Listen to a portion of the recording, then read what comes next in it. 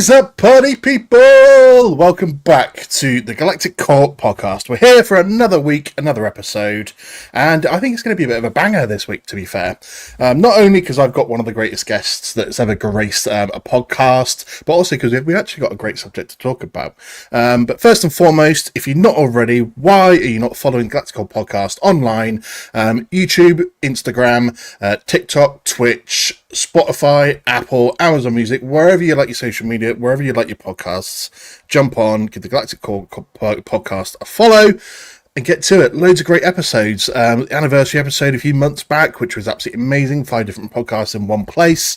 Some of my favourites going back to last year, the May the 4th special episode with Dave from Wiser City. So it was probably my top episode, actually, in terms of my favourite of covering the best Star Wars scenes that there ever were. So some great previous episodes, all the way back to nearly 2.5 years ago now. So make sure you're jumping on there, catch up with everything, and then make sure you're following for future episodes.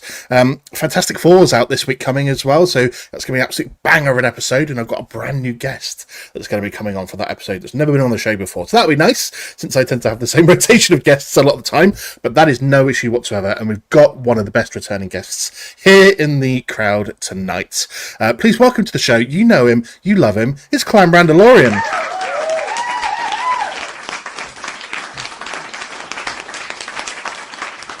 How are we doing, buddy? Doing great. We are here to talk some freaking Star Wars today, of course, so I'm always excited for that. Yeah, I'm really just floating today, I will say. You know I'm not doing too well today, but hey, I wouldn't miss this if I had to. So, yeah, we're chilling. We got the fan on, we got the water on. Went to a wedding last night, everyone who's confused. It's been a long day. So, we are here to talk Star Wars, so make sure you guys let us know in the chat what some of your favorite Star Wars series are. So let us know. Yeah, we should have pointed that out, that you're not feeling bad for like a bad reason, so to speak. You went out and had a good time last night, celebrate your friend's wedding. So at least it's that. It's not like you're down dirty with any diseases or anything. We should point that out. You're a clean boy. Yes, absolutely. Hopefully not. We are here, of course, to chat about Star Wars TV shows. We're going to do a full ranking list. 13 shows, ranking 13 down to 1. But before we do that, Brandon, just let everyone know exactly where they can find Clan Brandolorian online. Yes, everything Clan Brandolorian, just right here, the @ sign on my name right here. Go follow that. Really close to 1,000 followers on Instagram. Really close to 700 on YouTube, so come be one of the growing people. But yeah, everything Star Wars, lore, theories, Funko, Lego, all that in between. I mean, obviously got a lot of the plastic behind me. It's a lot of blood, sweat, and tears and gifts gone into those. So always love to talk and show those off. So yeah, if you have any crazy Star Wars theories, any crazy lore, moments. I mean, what's cool is really, on my channel, I feel like I learn a lot. I don't have to sit there and be like, oh, this is why Star Wars is great. And it's like, oh, damn, everyone's showing me different ways of why Star Wars is great. And that's kind of what I strive to do. So yeah, if you're into Star Wars and that sort of nature, come on by. Super chill. Andy's been on numerous times. It would be dumb if I was like, yeah, he's been on 12 times, because he's been on a lot more than that. So yeah, come check us out, Clan Brandolorian. Nice. Picked up anything good for the collection recently? Lego pops or anything that's really, really hit the nose for you? Yeah, I got the what's actually really cool is the my room's a mess right now. I got the Moff Gideon battle on. What is battle on? Moff Gideon Paz Vizsla battle from Mando 3. So this is like a really cool set, but what is even cooler about this is it's a $40 set, but during Target Circle Days, it was on sale for $15 at checkout. So went and grabbed one with no hesitation. Picked up some, custom minifigures, which is actually kind of crazy. It's not really my cup of tea. I like actual Lego. But here's some super battle droids, and they're chrome. Ooh, lovely. Yeah, they look pretty cool. And then kind of rearrange some of the minifigs, but I did also pick up the Soka, the Battle on Peridia Lego set. It's not the best looking set because it's really just a gray slab of Lego, and then it has like the black pillars with the Galaxy Peridia logo on it. So those are really cool, and the minifigs are awesome. So finally have a Thrawn minifigure. Finally, Yay! so Lovely. it's upstairs in box, so not out of box yet, but you'll see it soon. And you're pretty deep into season 2 of the Clan Brandolorian podcast as well, aren't you? Yep, the last episode actually comes out this week of the Lovely. season. So Beautiful. yeah, insane. And anything else coming up soon? Any more After Dark or anything like that coming? After Dark's been actually crazy, and you asked me if I've been tired from work or anything, but I kind of lied because that's kind of the reason why I don't do it as often. Because like I usually do it after my Thursday night shift, and I get home and I'm just like, wow, bed sounds great, So I go to bed, but I might bring that back soon. Kind of figure something out there. The Lego group, the Cantina Chaos, you guys go follow them as well. We've been doing lots of Lego photography, some live streams every now and again. So might have some of them on late at night because I mean most of them are still like in my time zone. If not, so yeah, I mean hopefully After Dark comes back quicker rather than later. So I'm always hoping to catch because you, amongst some other of my favorite podcasters, obviously the time difference between us is like 6 to 8 hours, depending on the podcast and the time zone. So it's always normally like one of my other favorite shows. They generally go on at like 7 o'clock EST, and that's like 3 a.m. for me. So I'm never going to catch them at that time. Now, not that now our babies are older, I'm not up in the middle of the night anymore. So it's kind of like I was like, oh, Brandon's doing like a midnight showing at 6 a.m. I'm probably going to be up then. So I was like, damn, I need to be. So it's not. It's like it's after light for me. Technically, it's supposed to after dark, but yeah. But hopefully we'll get to see that back soon. Obviously, sleep is a priority, to be fair, for both of us right now, so that needs to take its precedence. I want to show off a quick something. I know that you've seen it, and it is humming in the background behind me, glinting in the reflection. But it's just arrived after a year of waiting, so let me just grab it because I want to have a quick show off of it. And I am more than thrilled to see this thing. Sometimes just seeing this just makes me so mad all over again. It's like it's last summer. It was, and the reason I got so annoyed about it is because they dropped that this was going to be coming out. They dropped and said, something like 25th of July 2024, and I was like, cool, that's 2 weeks time. I'm stoked. Let me get and order it straight away. And then ordered it, and a few days later they sent an email out going, our mistake on the delivery date is supposed to be 2025, not 2024. So I cancelled my order, going, I'm not going to wait a year for this. If it's still around there when it comes out, then I might grab it. And then about 2 weeks after that, I was like, I'm probably not going to have any money in a year's time, so let me just pre-order it now and just make sure I get it anyway. But it's finally arrived. It is the Stranger helmet from the Acolyte. It's so perfect. It is so perfect. And there's so much. I mean, you can kind of get like the Vader helmet like appeal. You kind of get Kylo Ren's helmet appeal. It's just, I mean, one of the best helmets, if not after Vader. It's just amazing. It's one of the best things from Star Wars. Beautiful. It fits quite snugly as well. There's like an automatic light in it as well that comes on for display purposes. I think it doesn't really. I don't think I can really.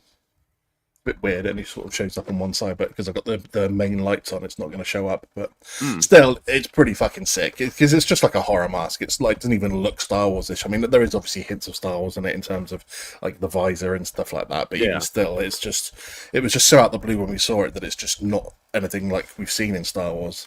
So I'm glad I decided to keep it on order. To be fair, in the end, and get that bad boy. So really there cool. It is, beautiful. Beautiful little bad boy just there. Love it. And that's probably going to be the last edition I get for a while because I'm absolutely fucking broke. So. Feel that.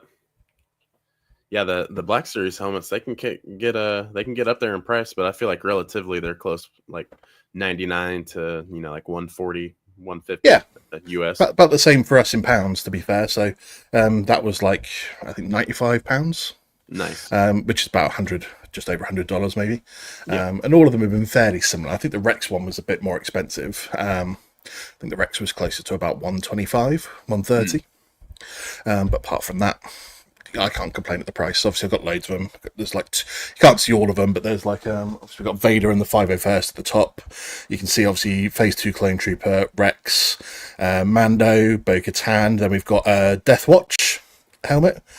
Just next to it there is the Book of Boba Fett, or Mandalorian version of Boba Fett. I'm getting in the wrong way. And then underneath the stranger one under here is the Empire Strikes Back Boba Fett helmet. Very beautiful. So it's I have to say, though, the two Boba Fett ones are actually my wife's.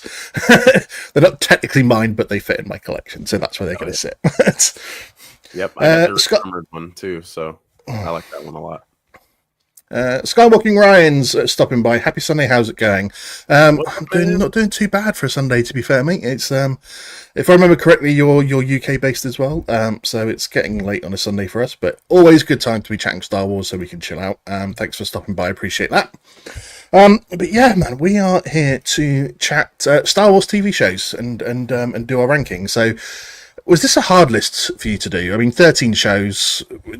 Was it difficult, or did you find it fairly easy? Some were, I mean, of course, some were, a little more interesting than others. I feel like for the most part, I kind of got it down.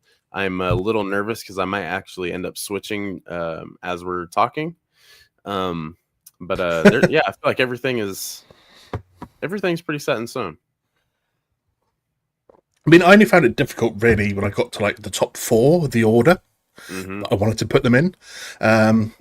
Because I was umming and ahhing, and I was just taking it into account. So I think, yeah, like 13 to 5 was fairly easy for me, and then it was just top 4 was like, what order do I put this in? Because basically I sat down yesterday and did some, like, I say admin, but I basically did a whole load of ranking lists. Just my wife just saying, surprised you admitted that they're mine when she's talking about the Boba Fett helmets. Well, credit where credit's due, they're not mine. So, so what difference does it make? And then Hal Runner Base, what's up? Well, thanks for stopping by. Appreciate it. We're all doing good. Thanks for sliding by. I know these are all Brandon's followers, not mine. Don't worry. But yeah, so I sat down the other day and I did yesterday. Follow him. I did like a Star Wars TV ranking list. I did the film ranking list. I did like a Marvel Cinematic Universe ranking list for TV shows and films as well. And I did like a ranking list for my top 5 films outside of fandom as well. So it was just for future episodes and stuff. But since I knew we were coming up to do this one, so that's important to get the TV show list though. So let's kick us off then. I'll start off with number 13 on my list, just because, to be honest, it's the only Star Wars TV show I think is absolute trash. Star Wars Resistance slots in at 13 for me. Simply because it is just... I know it's probably not really designed... I mean, you can watch it as adults, but again, it's probably not wholly designed for us. But at the same point, it is not the best thing that Star Wars has put out, so it slots in easily at the bottom for me. What have you got at number 13? Yeah, we'll go with Resistance. I can't really trash on it too much because I've only seen probably like 10 total episodes. But I mean, I didn't continue it for reasons. Yeah, I do. I think I like the timeline where it's at. At least that's something I can pull from it. But yeah, no, that's definitely at the last of everything that we have here on the list. So. I mean, you got some decent, obviously, mainstream characters show up, like Poe Dameron, BB-8, Chewbacca, Kylo Ren, Captain Phasma. Excuse me, but still, it's just if you're watching it as like a thing, it's just not that great. So it just slots in quite easily at the bottom. What have you got at number 12? Okay, number 12 right here. This is where I told you it could bounce up and down a little bit. But I'm going with Visions. Okay. I don't. It's not that it's bad, because I think it's a really cool thing that we have different anime studios, big names, smaller studios, kind of coming in and giving their little Star Wars stories, which is always amazing. Love to see it. I kind of look at it as a what if series that we have for Star Wars. Some of it's canon, some of it's not. But for the most part, it just seems like they're just all random adaptations. But I will say I don't really like how anime looks in that sense. I absolutely love Dragon Ball Z growing up, though. So that'll forever get praise for me. But I ended up trying to rewatch Dragon Ball Z, and I couldn't do it. And I think it's just how it looks. I think there's a lot of like cool, surrounding things with anime, but not, for me, it's just not my favorite. So go at number 12. Number 12 there. That's fair enough. I mean, I'm not a huge anime fan myself, so I can understand where you're coming from. But I've got a different one in at number 12 myself. I don't think this is necessarily it's bad because when you put something second to bottom, it sounds like you think it is a bad show. But Right. again, I think with a lot of these shows, like I said, from like the Resistance, I definitely put bottom because I don't think it's great. But from like 12 to like 6 or 5 on my list, you could easily maybe swap a lot of these around and it would be all along a similar path. So I don't think the show is bad, but it's definitely not up there as one of my favorites or what I think is the best. But number 12, Skeleton Crew. Mm. It doesn't seem to have much relevance to the Star Wars universe right now, even though we found out from the updated galactic map that was released recently that Atatin, for the main planet from the show, is right next to Dathomir. Mm-hmm. They're like neighbours, so maybe that's going to play a part in things going forward, especially with Thrawn and the Great Mothers now back on Dathomir. So maybe that's going to play a part to go. But for me, it didn't hit the heights that I wanted it to, and whilst there were some nice hints in there and stuff, it just didn't quite interconnect to the same either. I don't know where they're going with that story. It feels like a very separate story from the Star Wars universe right now for me. So that's why it's down there at that spot. Yeah, I get that. I think it is really cool that Atten and Dathomir are right next door. I was talking with a guy who loves Star Wars, and he was telling me that he's like, could you imagine if Thrawn gets there and uses all of the credits to fund, the Empire? Which in my head, I'm like, oh yeah, there's no chance that they're not doing that. That's just definitely a Thrawn thing. So very popular theory right now, to be fair. Let's hit number 11 then. So at number 11, I've got the Tales of the series. Obviously there's multiple series now, and the only reason it's this low down is I think it's missed more than it's hit, to be fair, in terms of the stories. I don't think some of the characters they've picked have been the right ones to go with, but some of it's absolutely slapped. I think Tales of the Jedi was probably by far the best one they did, the Ahsoka and Dooku series. But yeah, I know obviously they've done. Is there only 2 series they've done, to be fair? Jedi and then Empire. Or am I missing one? Underworld too. Underworld, yeah. So Tales of the Empire was underwhelming for me. So that didn't really hit the way it needed to, and the choice of characters was strange for me. Nice to see an ending of story for oh God, what's her name? The Jedi. The other one. That's it. I don't know what my memory's gone. Barasofi. Nice to see an ending story for her, but not the ending I would have picked for her either, to be fair. And then who wanted really the background story of Morgan Elsbeth? I don't think we were that into her that much that we needed that. And then Tales of the Underworld, it was good, but it was hit and miss for me. Good to see Ventress back. I liked to see the continuation of her story. That was good. The Cad Bane one was up and down for me. I thought it could have been better, but at the same point, we like Cad Bane as a character, do we not? So for me, it's been very hit and miss. Is why it slots in at number 11 for me. But so, what have you got, Brandon, in at number 11? Yeah, those are all really good points because I agree with a lot of them. I will say, for me though, and it's just listing reasons, guys. I do enjoy the show, but it just isn't better than most. So, Skeleton Crew. It was really fun, and actually Andy and I broke it down. If any of you seen this or watching this back, if you remember, Andy and I broke down every single episode, and it was a super fun time, and I feel like those actually hit off pretty well for viewership. So yeah, it was a good time, and that's something I always put with these shows. Just real quick, is just like what's going on at the time. Is it summertime? Is it wintertime when these shows come out? Kind of the aura around it, just kind of personal things in life where it's just like, yeah, this was going on when this came out. So really cool. That's why one show is really high for me, is just simply because of the nostalgia value it gives. But yeah, Skeleton Crew is great. I think so far, and you said it perfectly, it's not too massive with the storyline yet, and it's really not. Really cool characters. The kids are great. Felt like we were watching a younger childhood movie. It was good time. Jod pissed me off a lot at times, until you kind of find out his true motives, and it's like, oh yeah, I mean that's just how he is. And yeah, it was cool. It was homey. I've only watched it one time through, so maybe if I watch it a second time, I will feel a little better about Fair. What have you got at number 10?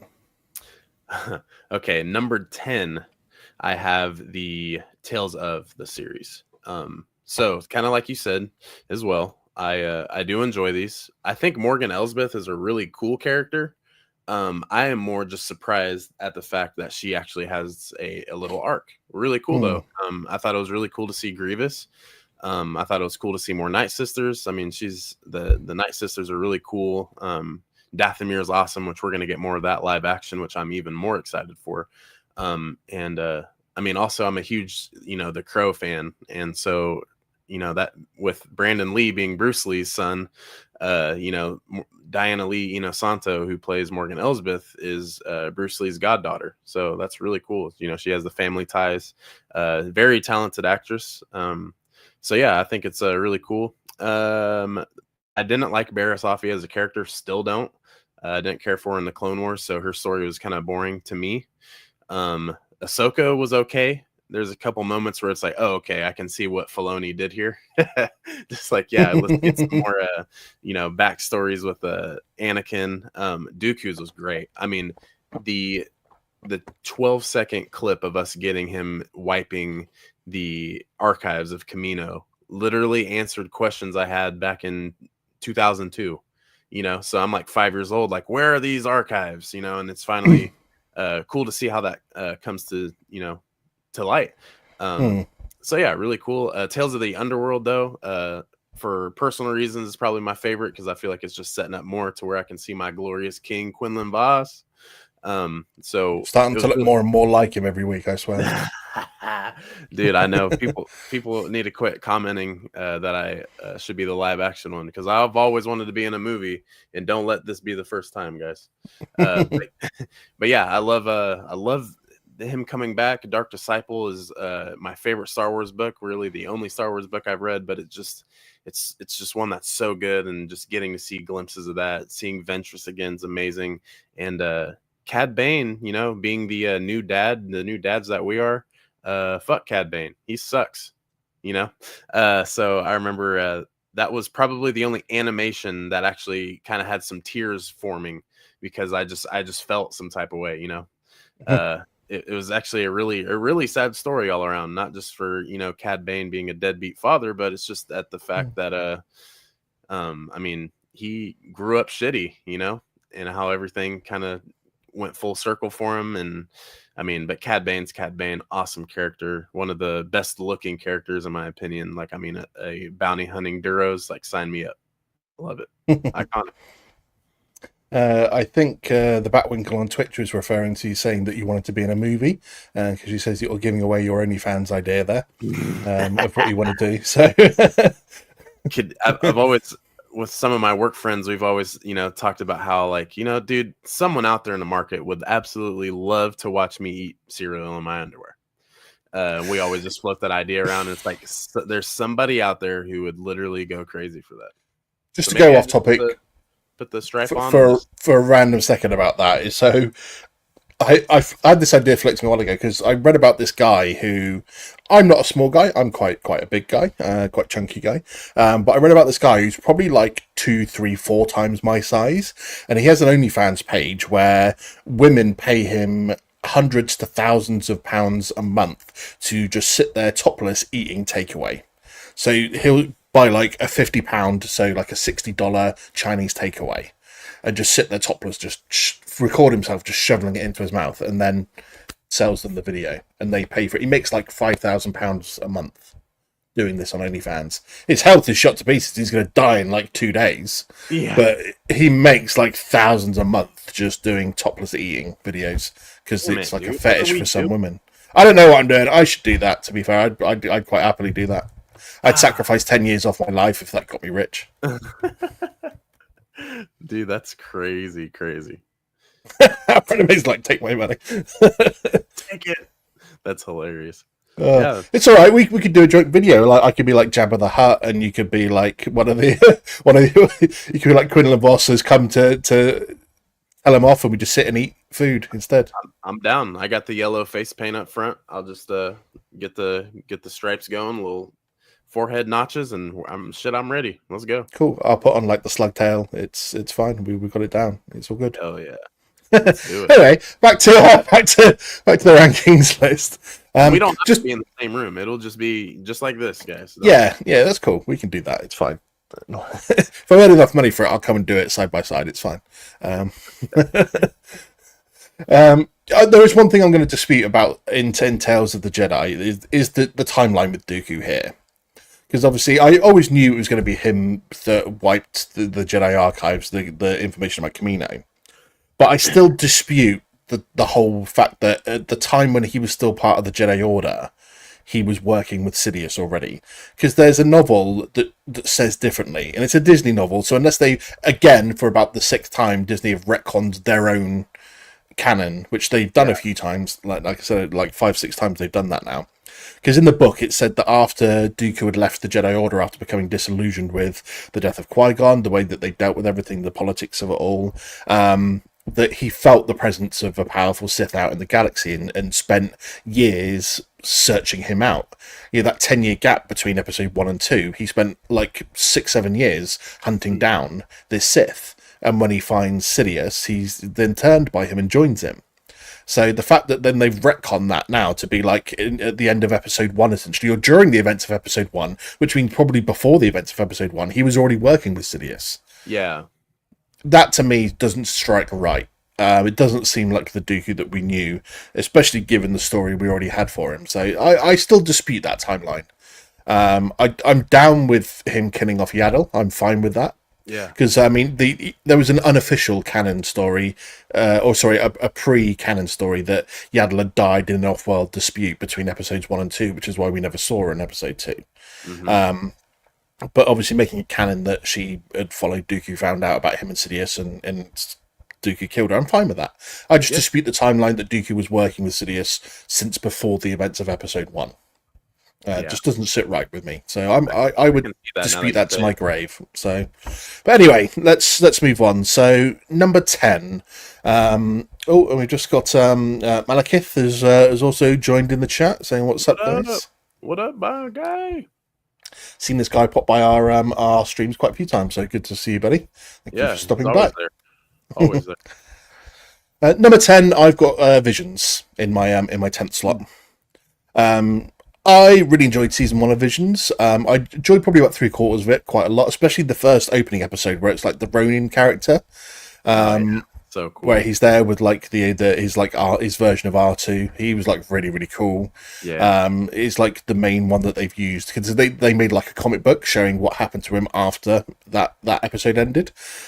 He's been the one that's had like figures and pops made after him and stuff. So.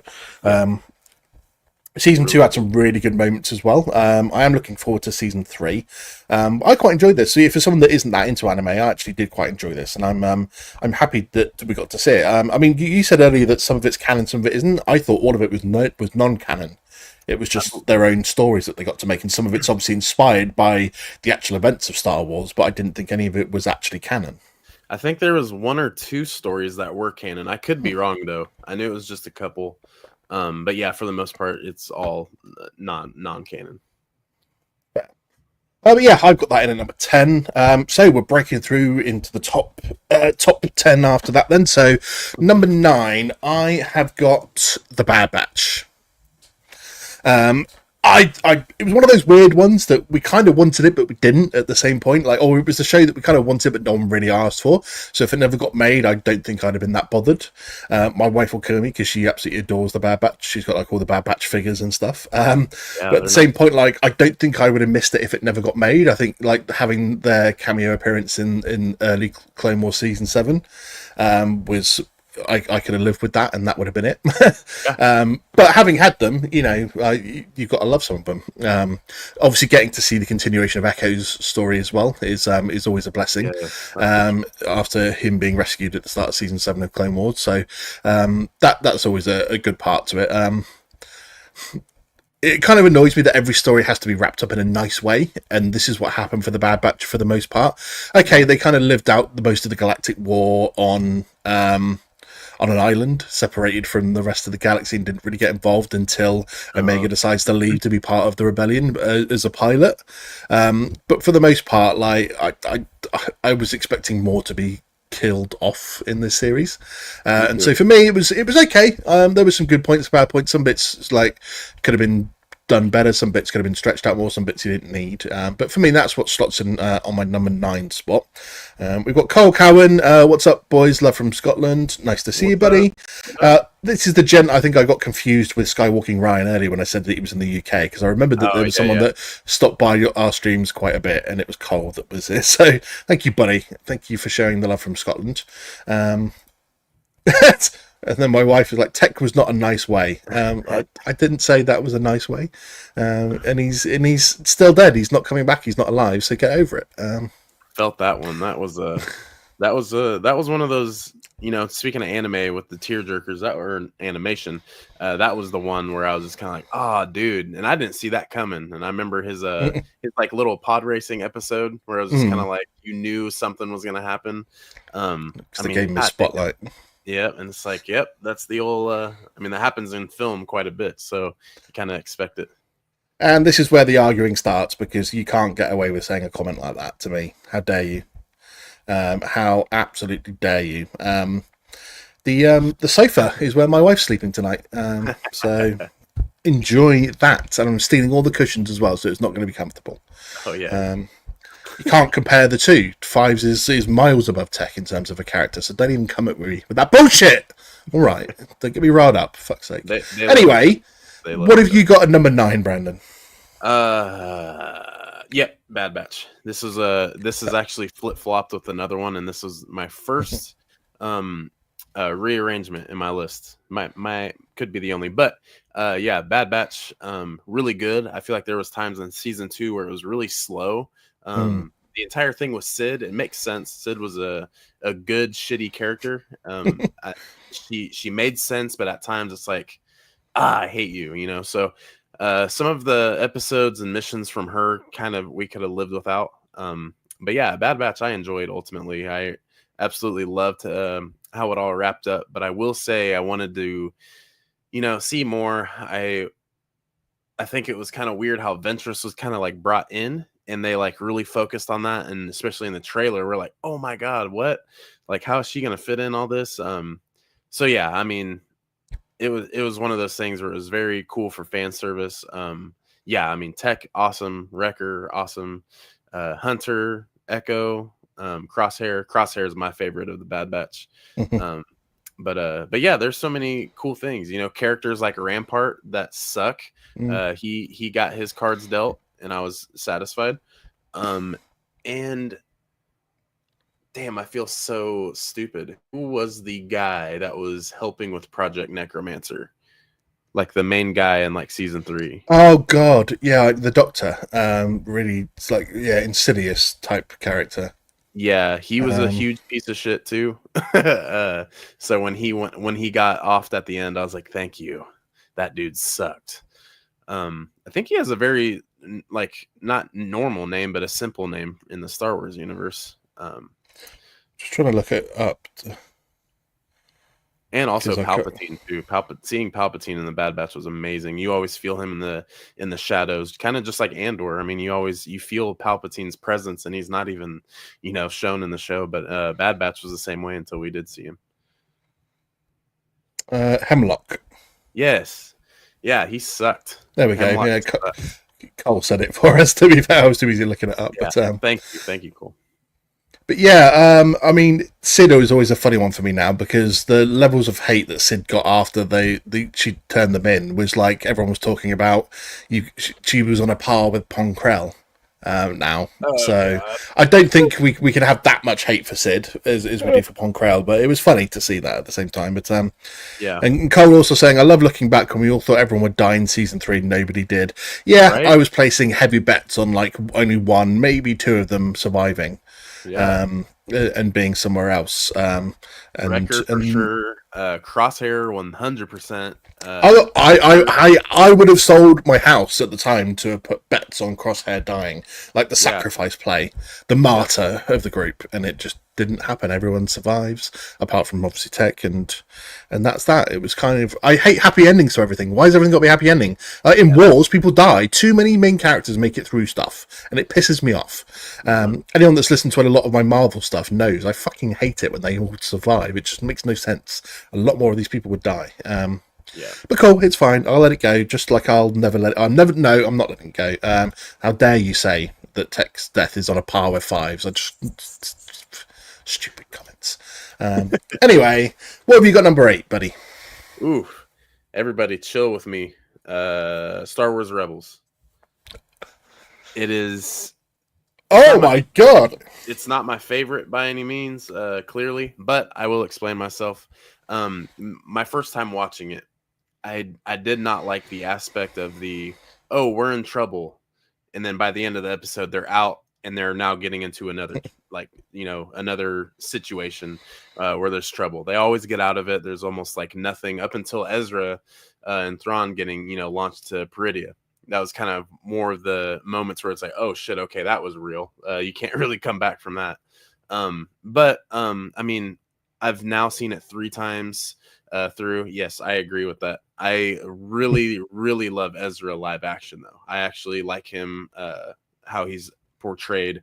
Obviously, it's like what 10 years later from Rebels. 10 so years. So yeah, that makes it up huge for me.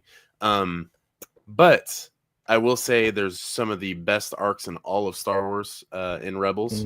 So those are the episodes I'll watch the most. But I've actually now watched it 3 times through. And I like it a lot more than the first time. But overall, as a show and just for me and my personal likings, Rebels is at the 8th spot. Yeah, 8, yeah.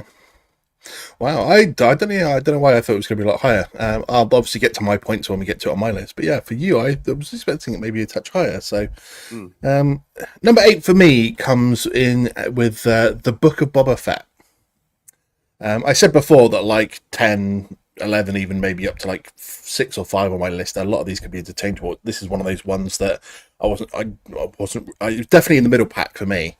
But it could have been 9, it could have been 7, to be fair. It could have been either of any of those slots. Good to get a continuation of Boba Fett's story.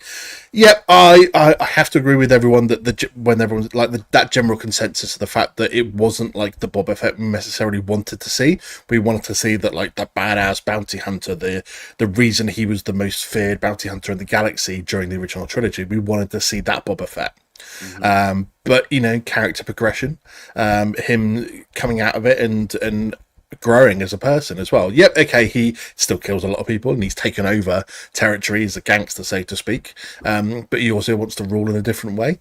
And it's just one of those ones that it wasn't quite on the nose for me, but I still really enjoyed it. Obviously, there was a little what was it, Mando 2.5 story in there at the same point, which in a weird way elevates the series, but it had nothing to do with him at the same point. When you dedicate an entire episode of your show to someone else's story, just to show the reasons why he then and Grogu show up later in your story. The thing I can add to that too is it's like I always thought like, okay, it's called the Book of Boba Fett. This is literally the Mandalorian, but this is just like Boba's little sideshow. It's kind of like Walking Dead, Daryl Dixon. He gets his own spinoff, but then the second season is called the Book of Carol, but it is the Daryl Dixon spinoff, the spinoff of The Walking Dead. So that's kind of how I looked at it. Hence also the name Book of Boba Fett, Book of Carol.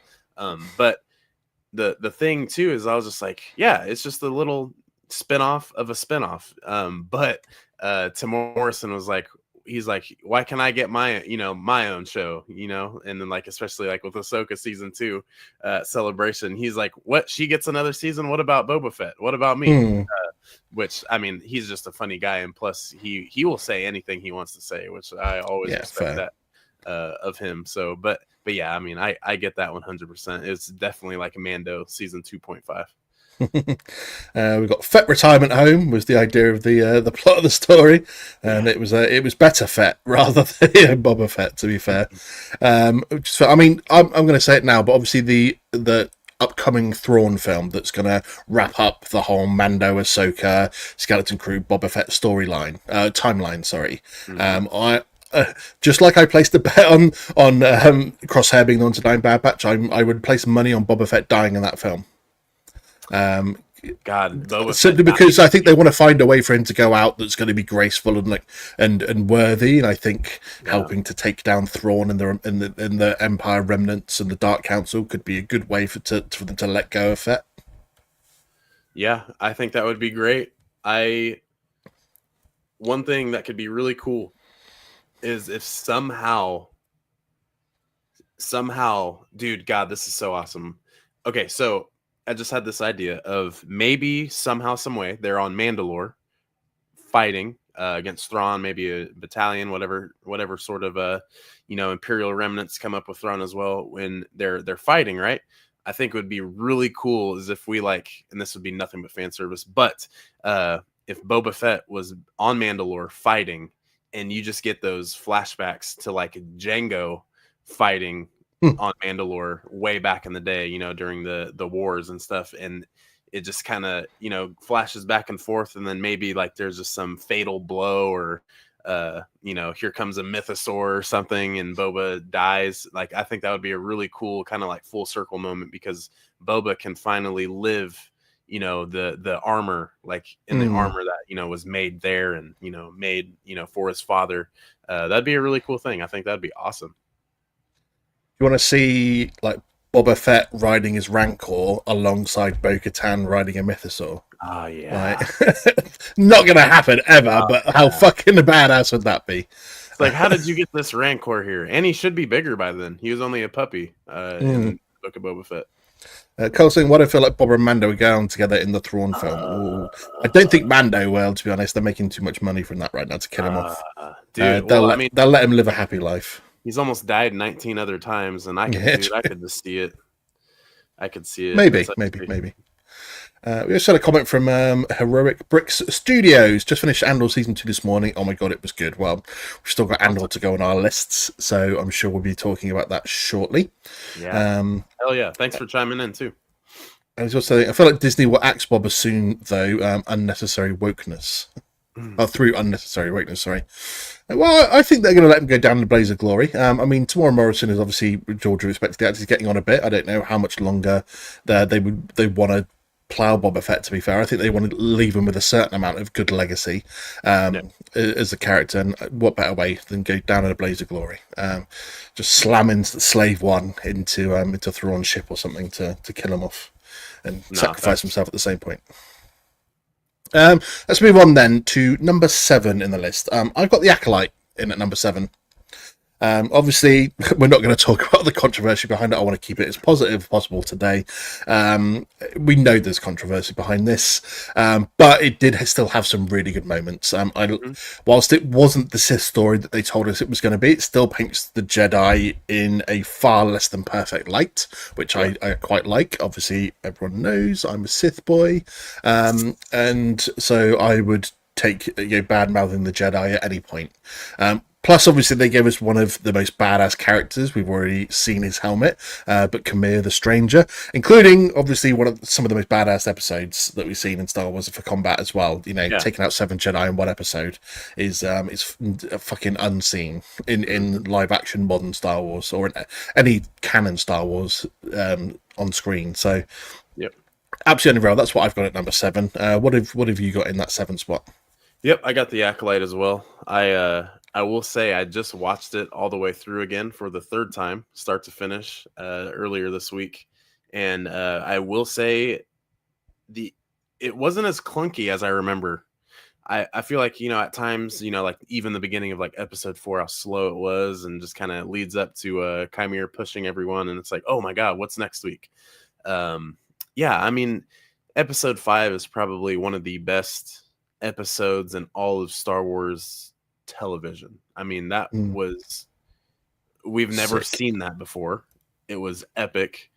I mean, you get to see that raw, untamed dark side force using. We've never seen that before. Chimera is a badass. He's probably 10 on my list for Star Wars characters, and he doesn't even have that much of time.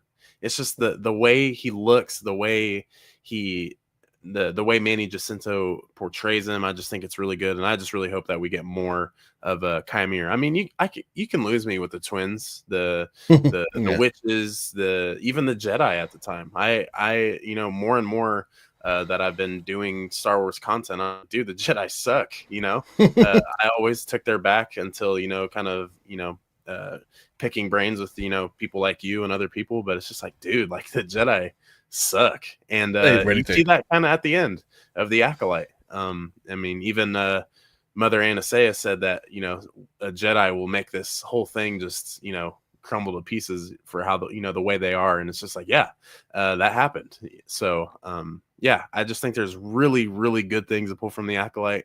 But with the 6 other shows here, I have it at the 7th spot. And the Batwinker saying she'd love to watch an edit without the twins in it. Fair. I think if we lost the twins, I wouldn't be that bothered. I'd be quite happy just to have a season 2 would be just, if you just give me Chimera and Plagueis, I think I'd probably be one of the happiest guys around, to be fair. So, well, we're into the top 6, where some of the biggest hitters left still to come. Obviously, probably expected to be sort of the biggest hits left. But let's just take a 2-minute break, simply because I actually really need to pee and I want to get some fresh water. So let's just take a quick 2-minute break, and then we'll be back on it. Okay, see you in 2 minutes.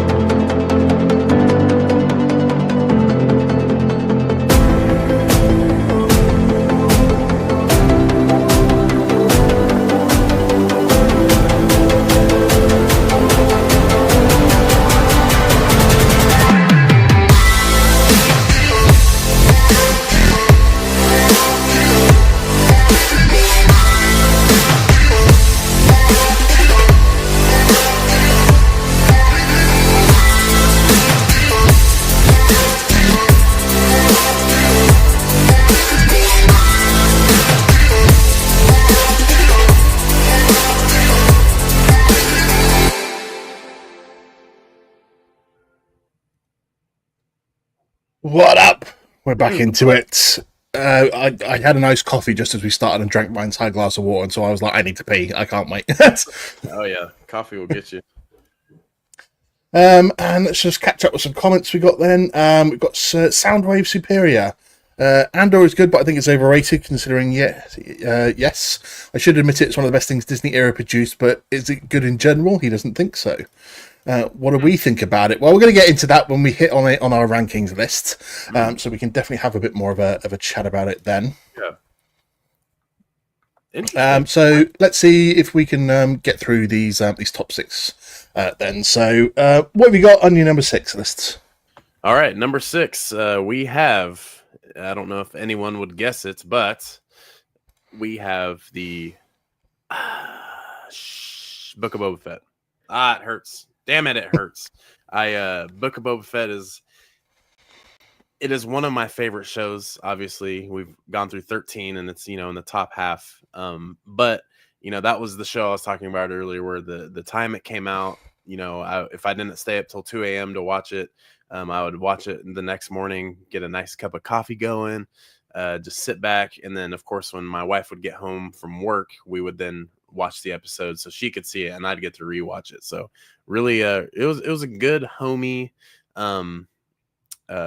series. I thought it was really good. At some point, especially when Mando came back, you're kind of like, wait a second, what? And I love how in those episodes Boba is just at the end.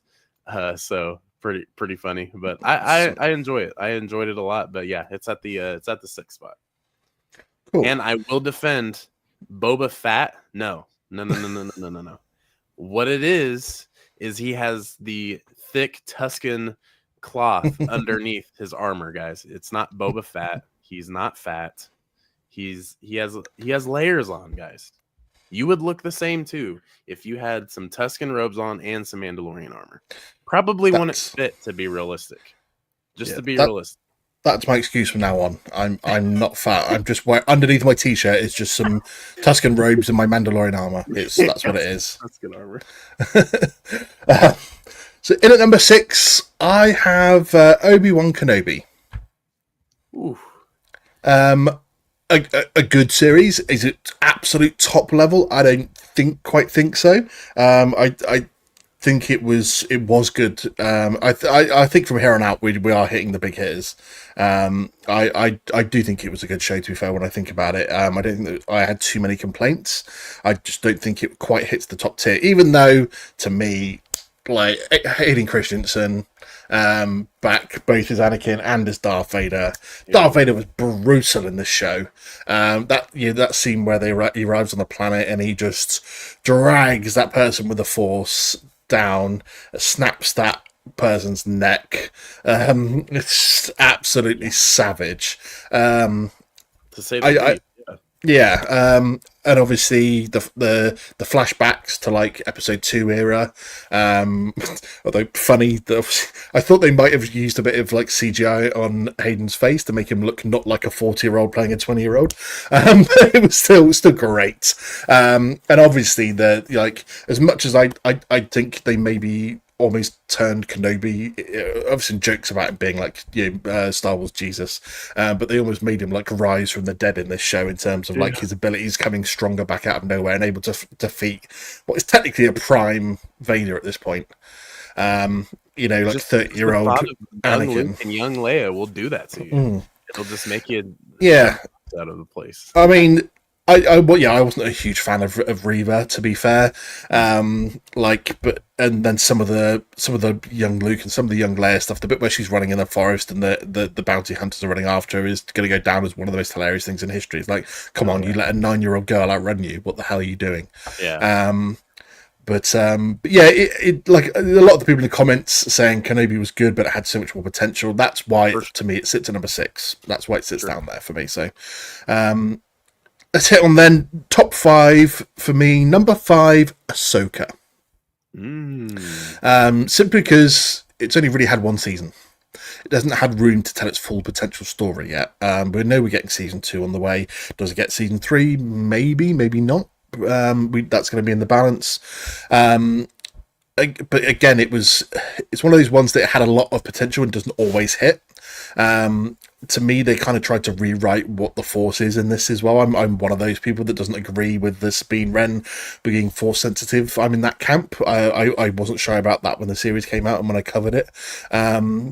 So to me, it's still a good show, though. I mean, obviously, again, the return of Hayden Christensen as Anakin, the Clone Wars flashbacks in the World Between Worlds, the transitions in those of like between Anakin and Vader and there, it was absolutely beautiful. And then obviously getting to another galaxy, the return of Thrawn and his army, the Night Sisters, all of those parts are absolutely beautiful. Obviously, Ezra, all this time on, Hera and Chopper, even the C-3PO cameo was great, to be fair. So, to me, it is Rebels Season 5 for me. It just has that obviously feel about it, and it is a continuation of Dave Filoni's inability to let his own characters go. Ahsoka was one of those ones that in Clone Wars she started off as a pretty hated character. No one liked her. Why is Anakin Skywalker got an apprentice that no one knew anything about? And she's turned into one of the most. Yeah, I was in the same camp, buddy. And she's turned into one of the most beloved characters in all of Star Wars. But at the same point, I worry with Dave Filoni just floundering his continued characters all the time. So it's that's why it sits number 5 for me. It's only had one series, though some bits about it I certainly didn't like, but other bits in this show are legendary. And obviously we can even do season 2. So we're getting quite a few comments here. So we're just Star Wars Nerd 00. Hello there. Hello there. Oh, I actually think I have a sound thing for this. So hello there. Yeah. And we've had a few comments saying, Cole saying even my grandma loves Ahsoka, fair. And Soundwave Superior saying if Star Wars show is good, it shouldn't need old characters to return. But that's part of what makes them good as well. In the fact that you've got those characters that you know and love and that they're carrying on, aren't they? So you want to see new characters, you want to see new eras of Star Wars, but sometimes you want to have that nostalgia and have that love for the characters you already know and love coming back and having new stories. So, what have you got in at number 5? Okay, so I'm putting the best Star Wars show at number 5. Does that make sense? Ooh, okay. No, but it does. So I'm gonna go with Andor. Now, I understand that Andor is the best Disney Star Wars show, and I mean you can put it in all ranks of television, and it does numbers. I mean the numbers don't lie. All the ratings of the last 5 episodes, they were just damn near impeccable. I would agree. I think for me, I probably won't rewatch this one a lot, but there will be times where this is going to hit different. But I think there's already nostalgia behind watching Andor, going from season 2, watching the finale, going into Rogue One, and then going into A New Hope. It literally is like some of the best continuation, and it's just insane to think something that came out in 2025 can literally be that missing puzzle piece going back to something that came out in 1977. I mean, the acting was amazing, the cast perfect. Some of the arcs, the Gorman Massacre, all those different, just to name one of the biggest arcs from that is just, it was done so well that I was almost just left speechless afterwards. Like I really didn't even know what to say. I think it was just a stab in the gut when we saw Bix holding Andor's child. That's something he would never know. And Ridiculous. Us at home are just like, God damn it. Why? So I think it's a really, really good show, but for me, there's 4 other series that are better. But I will always and forever give its respect at being the best Star Wars series out there. Okay.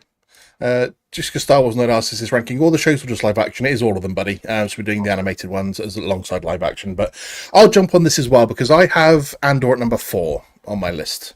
So since we were going to be jumping from 5 to 4 next, I'll jump into it now with Andor. Andor's number 4 on my list. Is it the best Star Wars show overall? No, because that's why it's at number 4 on my list. it has some of the best moments again, because this is a show that isn't about the Jedi or the Sith. It's about the rebellion and the build up to it, and how it basically is obviously the birth and the backstory of the rebellion, even though that we see some of that in Rebels as well. We see some of it in other stuff.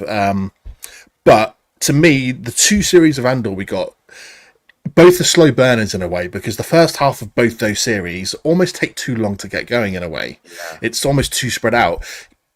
The fact that they're slow burners is what helps it in the second half of each of those series, because it built up everything to get to those points. Yeah.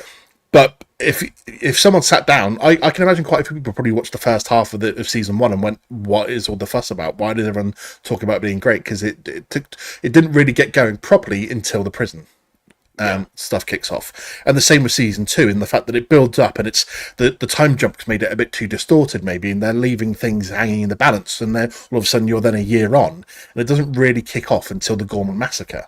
Right. So for me, that's why it sits at number 4, is because the second half of each of those series is amazing.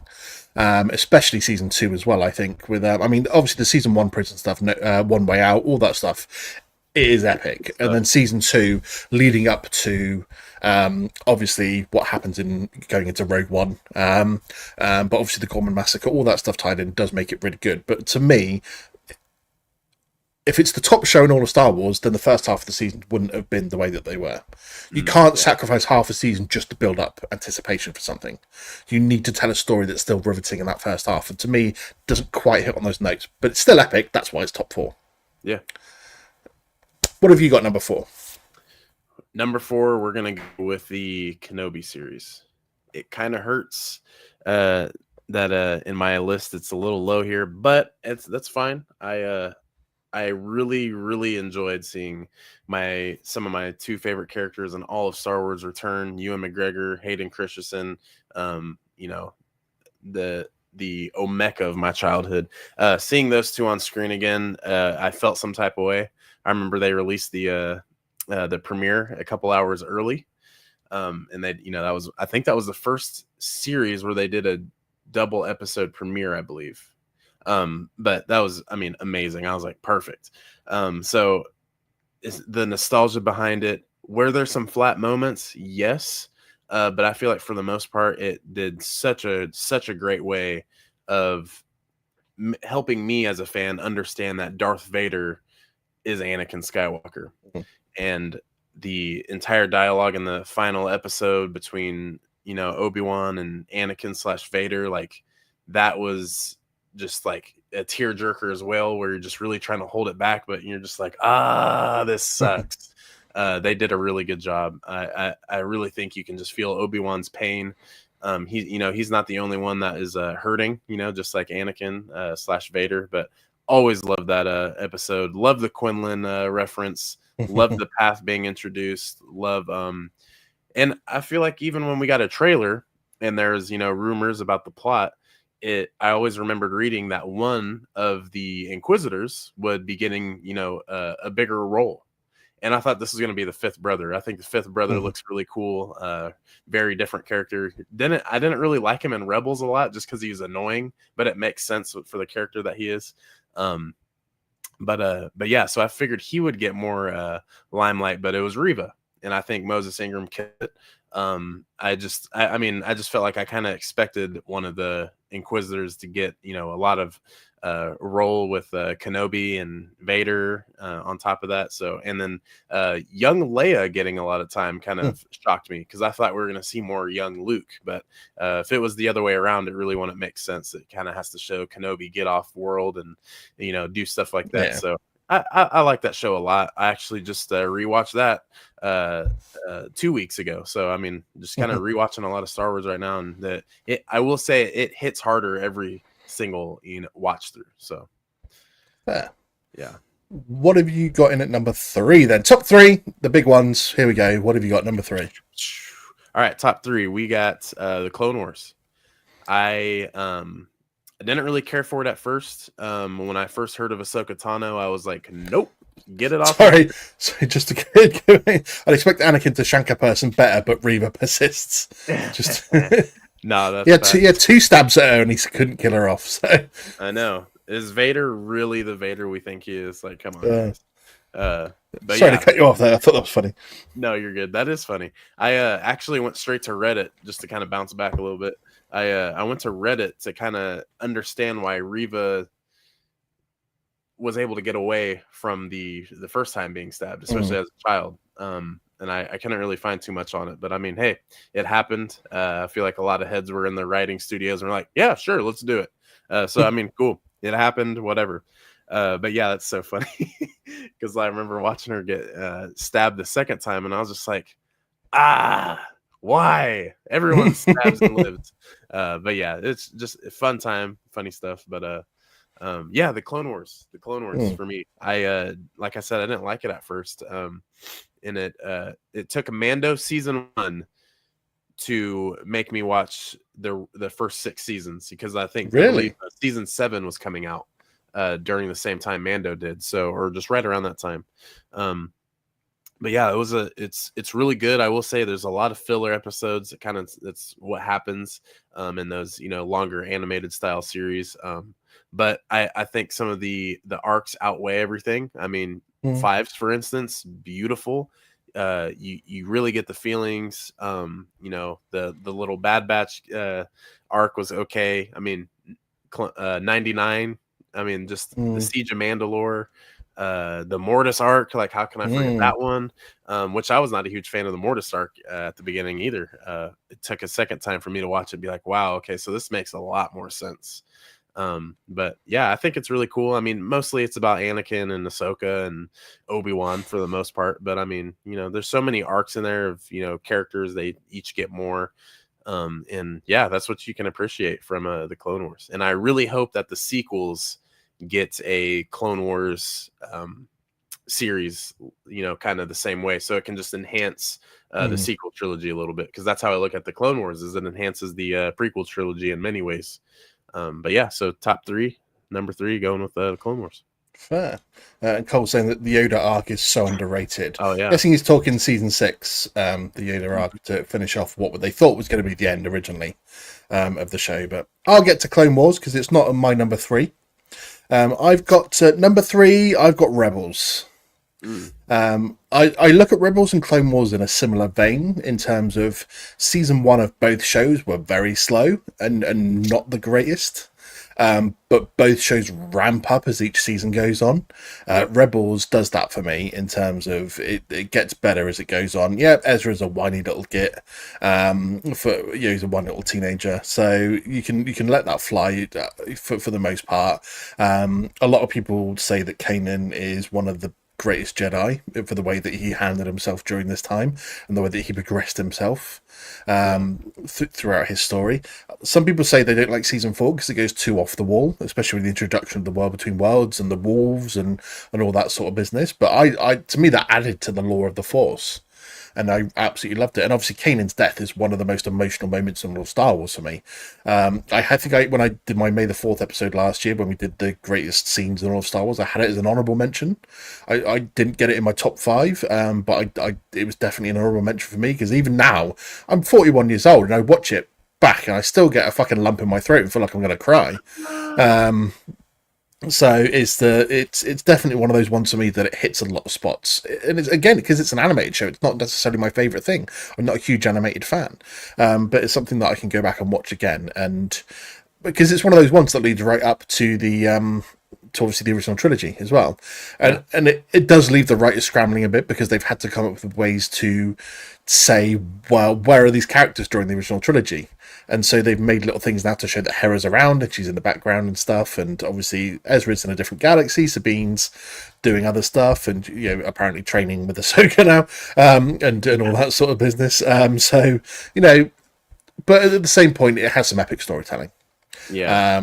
And the Batman was saying that one of my favourite things in Rebels is that Imperial officer getting demoted again and again. Yeah, because he keeps getting done over by Ezra every time. So, or Jabba the Hutt, is it? Yeah, Jabba. Yeah, that's so funny. And like I was saying, that Kanan really drew the short straw and turned out so well, and Ezra too. I feel you, Andy. So yeah, it's just one of those characters to me that he's a great character, and his death was a very emotional one. Especially obviously they played at the heartstrings where the music was epic. His eyesight coming back right at the minute. Obviously the show in general bringing Ahsoka back for the first time since the Clone Wars, and obviously Rex as well, Maul as well. Just all these characters we got back from the Clone Wars, which is no surprise being that Dave Filoni was at the helm. But obviously the end of season 2 arc, the Twilight of the Apprentice. Ahsoka versus Vader, absolutely fucking epic. So there are so many great moments in the show. I think it deserved, for me personally, I think it deserves a top 3 spot. I'm going to go in for my number 2, which was one that you've just talked about, which is the Clone Wars. I really battled hard between my 1 and 2. I really wanted to put this number 1, but I felt like, again, there are a lot of random episodes in this that are just a bit like meh. Yeah. But it has so many worthy moments and so many great arcs that it's so close to being that number 1 spot, and for me the greatest Star Wars TV show. It introduces obviously a lot more of the Jedi and other characters that we see throughout Star Wars, and especially obviously the prequels, and we just don't get to know very well, and we get to know more about them. It throws in, you've already mentioned some of the arcs. Some of the season 7 Siege of Mandalore focused a bit too much on Ahsoka for my liking, considering it's supposed to be the end of the Clone Wars TV show, and it just focused on Ahsoka really and Rex. It could have focused on the wider conflict, and obviously ties into episode 3, which is nice, but to me it was a bit too much. But it's still like I think those first 3 episodes of that finale are absolutely epic. As you mentioned, the Mortis arc. For me, the Umbaran arc with Pon Krell and the 501st, one of the greatest arcs of the Clone Wars as well. We've already talked about season 6. I think obviously both in there, the Yoda arc and the Fives arc, learning about the control chips. My boy Fives, feel you, buddy. It's just, to me, it's a worthy show to be in the top performing. It fights for that number 1 spot for me, but just sort of misses out simply because season 1 was dull, and there are just some random episodes like Rush Clovis didn't need to have all that business with him in there just to make Anakin jealous. Yes, Anakin's got metal arm, it's going to hurt when he punches you, it doesn't need the Force to do that. But some really good other bits in it as well. Like, great to see a lot more Grievous in there, since we didn't really get a lot of them in live action in general. So yeah, to me, a worthy spot up there. What's your number 2? Ooh, number 2 is going to be Ahsoka. I think it's a really, really good show. I think what they're leading into is something that can be very, very good. Balin and Shin, the best side characters in all of anything, in my opinion. I think they really, really hit the notch there. I can't wait to see them continued. I think Ahsoka's a really good character now. I wasn't the biggest fan of her in the Clone Wars, Rebels at the time, but I mean, going forward, the Ahsoka series makes me like Rebels more. But it can kind of be said in both sides. So like even like Rebels can make me like Ahsoka more. I feel like there's a lot that weighs in. I just think it's setting up big. I think Thrawn is just going to be this. I think he's just going to win over and over and over again until, the Heir to the Empire film or the Dave Filoni film, how it all wraps up. And I think Thrawn is just going to be the force to be reckoned with that we see in Rebels, but even on a different scale now. He actually has an army. He has the witches at his disposal, it looks like. And I mean, who else? Who are they going to? I mean, the Night Sisters resurrect people all the time. Who's next? So, we'll see. I think it's one of those series that we've had ranked here that's not even over yet. So we don't even know what's next. It's not concluded, but true. I think Ahsoka is a good number 2 spot, and I think it's going to do great things going forward. So excited to see that. Sweet. That leaves just the number 1 spot. By my calculations, we both have the same show at number 1. Because it's the only one neither of us have mentioned yet. So by tactical deduction, it means the number 1 spot for both of us goes to The Mandalorian. Mm-hmm. Tell me why it's number 1 for you. Ah, man. Okay, so real quick and simple. I mean, guys, look at the name. Brandolorian, Mandalorian. Come on. Absolutely love it. Got Grogu tatted right here. The Mandalorian sits real heavy with me because it brought me back to Star Wars. It's not like I ever left or was a grifter or anything like that for a while. I just didn't. There's a period from like the Last Jedi to 2019. Obviously, Rise of Skywalker came out, but I was like, yeah, I'm gonna go see these because I like Star Wars. But I wasn't watching it every day like I used to when I was a kid. And even now, like I feel like there's like a little 5, 6, 7 year gap where I just was not watching Star Wars religiously. And the Mandalorian brought me back in. There's so much surrounding it. I think it's just such a good show. I think Grogu is, I mean, he could be the longest tenured Star Wars character for the longest time. They live up to 900 years old. He's cute. Everyone knows him. It's like I feel like he's like Michael Jackson in a sense. Everyone knows who he is. But I mean, Din Djarin, great Mandalorian, great character. This also pulls in other characters like Boba Fett. If it wasn't for the Mandalorian, then Boba Fett wouldn't be back. I mean, you could say maybe the same for Bo-Katan. The armor is a cool Mandalorian. Paz Vizsla, seeing Luke come back. I mean, it's just in that really, really good time period. 6 years after Return of the Jedi, I'm here for it. And also, the Mandalorian has an entire like its own timeline, the Mandoverse. I mean, it's so good that it has its own timeline of shows: Book of Boba Fett, Ahsoka, Mando, Skeleton Crew. I mean, even just on our personal list, we had Skeleton Crew pretty low. But I mean, it's going to play a part into Mando's story, into Grogu, to Bo-Katan, all of them. So who knows? Maybe Neil will beat up Din Djarin and he will take the. I almost said he's going to take the Darksaber, but that thing's broken. So I mean, we'll see what happens. I mean, really, really cool things in that timeline, and can't wait to see. Can't wait to see. Oh yeah, they're furry, real furry. Awkward. It's like Pelly, come on, girl. Like Pelly Moto, you cannot tell me. I'm watching this with my family. You can't tell me that Jawas are furry. Mando! They hate you, Mando.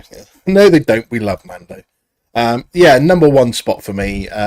Absolutely on the nose. A lot of people say it's gone a little bit downhill in season 3. I don't believe that really. I'd love to see more lore about the Mandalorians and obviously Mandalore itself.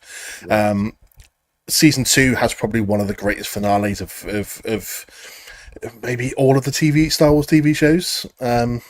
The rescue on Moff Gideon's ship and Luke Skywalker turning up and the Death Troopers and everything that went with that. The girl crew all together, the Mandalorian girl crew. It's absolutely epic. You've said most of it, to be fair. Mandalorian Grogu, the greatest combination that I've probably seen in Star Wars for a long time. It reignited a lot of passion for a lot of Star Wars fans because we'd had a lull from the Rise of Skywalker and the sequels ending where people weren't exactly happy with the state of Star Wars at that point. So to go back in the timeline but make it so it's not crossing over necessarily with any of the big events, it's its own timeline period, and it's developed its own timeline period with all the other shows, as you said, but introducing some of the greatest characters, bringing back characters like, because we were talking, you mentioned obviously Mando, Grogu, the Armorer, Grief Karga, and then reintroducing people like Bo-Katan as well. But obviously, introduced them Moff Gideon, Paz Vizsla even, which turned out to be a good guy in the end. Yeah, I didn't like him. I was like, you suck. Star Wars needed Daddy Pedro. Yes, they did. Absolutely. It's to me, it was so close with Clone Wars about which one I put top. But I thought this one just pips it because I'm not even sure I can name why I just put it above Clone Wars when I thought they were so even in my mind, but just something about Mando makes you feel good that it's Star Wars without even needing to be Star Wars. It brought back the Darksaber as well, which I've got a Darksaber as well, and I love that bad boy. And I've got a speaking Grogu as well. He's so fucking cute.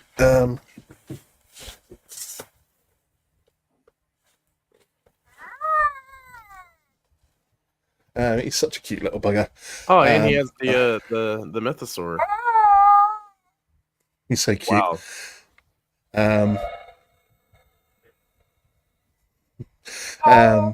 This guy is probably one of the reasons why is the Mando's number one for so many people anyway, just on his own. But yeah, so there's so many reasons why Mando hits the number one spot. It just touches all the buttons in terms of it feels like Star Wars. The new characters, the returning characters, the setting, all the Mandalorians involved, the Mando armor. I've got a bunch of Mando helmets sat behind me, so I think it sits worthy at the number one spot. And I think just keeps on going. You got a lot to say. So I absolutely love Mando. I think it's a deserved spot at number one. And I don't see. All right, buddy, calm down now. I don't see anything else topping it for a while. I'm not even sure. Season 2 of Ahsoka could be the greatest series of all Star Wars, and I don't think it would quite pit Mando just yet for me. I'd say I hope the film next year does not let us down. I hope it doesn't feel like an episode of Mando in terms of they've got some tasks to do at the beginning that they agree to do. They agree to help somebody else, and somebody else helps them. I want to see Thrawn in this film. I want to see. We're going to see some. We've already seen a couple of bad boy bits that's going to happen, like blowing up an AT-AT and things like that. I just hope it's not a letdown just for the sake of it, because we need to see them be epic in this film, and we need to see them be epic in the Thrawn finale bit. So. I'm really hoping that the leaked trailer, I'm really hoping that that's like the first 5 minutes. I hope it goes straight into that. You got to set the tone. You got asses in seats. They're going to see that right off the bat. I think that's going to be really good. But yeah, I'm really hoping it's not just these, I'm just hoping it's not like 2 or 3 episodes put together. You know what I'm saying? Yeah. Make it feel like a movie, make it flesh out. Especially like, that's the thing I always think too, is like Dave Filoni, Jon Favreau, they made 2 amazing seasons. The 3rd season has 1 episode where I'm just like, okay, we could have lived without that. But I mean, all film, all TV has those moments, That's why I can never ever complain, because I'm also a Walking Dead fan where 3/4 of it is filler, So it's fine. It's all good. But yeah, I mean, yeah. So they made 3 great seasons, and I feel like, I mean, why don't you take all of that success and throw it into a movie? And I mean, the better you make it, the more, the way it's received will be just insane, because there's going to be people who aren't even Star Wars fans that will be there just because of freaking Grogu.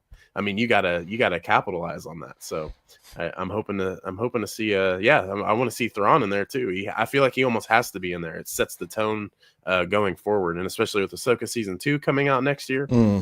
It can kind of link those 2 together. So I think it'd be Mando, man, number 1. Absolutely. I mean, I didn't even mention the fact that we get the return of Boba Fett. Technically, it comes in Mandalorian. We get the Razor Crest. We get the redone N1 Starfighter. Technically, that came in Boba Fett series, but we got it in this. Obviously, does it in this. As well as the Mythosaur we finally get to see. And just, there's so many great things about Mando. It's unbelievable. Deserved number 1 spot here. And that just about wraps it up for our Star Wars TV show ranking list. All 13 shows, 13 to 1. And the last one and the first one, the only ones we agreed on, I think. We had a couple that were one-off, though. So yeah, close. I feel like we have the same opinions, except for Rebels. Rebels, we were like kind of polar opposite, but that's okay. And I think, and Boba Fett, to be fair, I think we were quite far on that one. But I know you love Boba Fett that much, so that's absolutely it's all good. It's all good. But yeah, thank you. Maybe next year, depending on when it comes out, we can revisit this and add Maul Shadow Lord into it. True. Yeah, more Shadow Lord. Season 2 of Ahsoka should be out by then as well. That might affect the ranking of, where I put it anyway, because I had it in 5th. So, yeah, we can definitely shoehorn them in and see where we end up with them going. So, and of course, you might have rewatched some of them, and some might go up, some might go down. So, absolutely fine. That's one thing I will tell you guys. If you don't like a show, just try to rewatch it, because it could spark some more interest. I mean, I've been through that twice with the Clone Wars, Rebels. The Acolyte, I just rewatching The Acolyte, I was like, damn, I already like this show, but now I give it like an 8 out of 10, so just go check it out, and just if you like something, if you like it, if you don't, you don't. That's okay. Fair. But Brandon, thank you for joining me, buddy, on this lovely Sunday to do this ranking list. Just tell everyone again quickly exactly where they can find you online. Yeah, thanks for having me. I always miss going live with you, man. Always a good time. Talk some good Star Wars. Yeah, we'll have to do this again shortly as well. But yeah, everyone, Clan Brandolorian, go find me. Lore Theory, Funko, Lego, anything, all Star Wars. Follow me on Instagram, YouTube, of course. Subscribe. Just made a Twitter the other day. I have 2 followers. Make it more. And then is that your TikTok? mum and your wife? No, it's a friend I met on Xbox, and then one of them's a bot. So I got one bot and one real person. But yeah, go check that out. And then also TikTok, just posting a lot of clips on there. So yeah, go check that out, guys. Well, you posted your films ranking list the other day, I saw as well. So I did. Yeah. No love for the animated Clone Wars film. It's fine. Didn't even appear on the list. Oh yeah, no, not even on there. I think it was that's how good. That's how good it was. It just wasn't even on there. Solo, rightfully bottom. Let's just leave that there. Of course, Galactic Core Podcast. Find us on I don't even know anymore where you can find me. Instagram, TikTok, Twitch, YouTube, Facebook, Spotify, Apple Music, Apple Podcast. Sorry, Amazon Music. Wherever you find your podcast, you'll find us there. That's it for this week. I'll be back Monday, a week tomorrow, as it's Sunday today, with my Fantastic Four review that's out in in about 4 or 5 days' time. I'm really looking forward to that, to be fair. So it's been a busy week. Superman last week, we've got Star Wars this week, and then next week Marvel. So I'm really jumping around at the moment from brand to brand. It's all been good. But thank you very much, everyone. That brings this week to an end. So all we've got left to say is, as always, the Force will be with you, always. Thanks for tuning in to the Galactic Core Podcast. Don't forget to subscribe so you never miss an episode. But until next time, go get your geek on.